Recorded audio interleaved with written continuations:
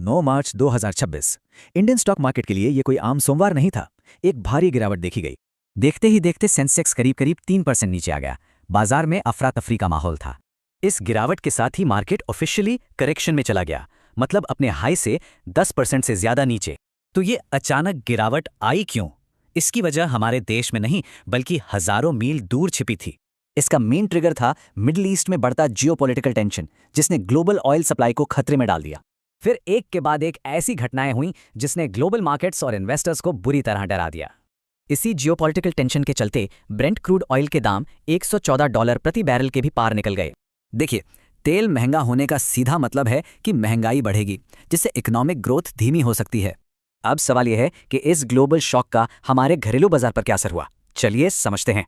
हम अपनी ज़रूरत का करीब 80% कच्चा तेल इंपोर्ट करते हैं, इसलिए हमारी इकॉनमी कीमतों को लेकर बहुत सेंसिटिव है।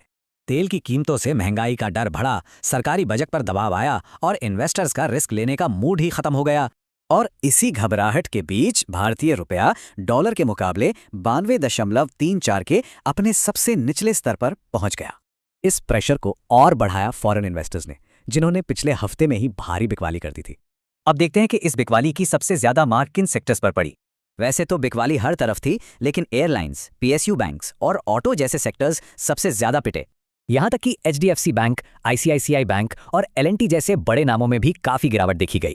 तो मार्केट में इस करेक्शन को लेकर टेक्निकल इंडिकेटर्स क्या कह रहे हैं, आइए देखते हैं। चार्ट्स क्लियरली एक स्ट्रॉन्ग डाउनवर्ड ट्रेंड दिखा रहे थे, मतलब बेचने वाले खरीदने वालों पर पूरी तरह हावी थे। एनालिस्ट की नज़र निफ्टी के लिए अगले क्रिटिकल सपोर्ट लेवल यानी 23,450 पर टिकी हुई है। साथ ही इंडिया वेक्स, जिसे डर का मीटर भी कहते हैं, काफी बढ़ गया, जो एक्सट्रीम वॉलेटिलिटी का संकेत है। तो ऐसे वॉलेटाइल मार्केट में इन्वेस्टर्स के लिए क्या सलाह है? अब क्या करना चाहिए?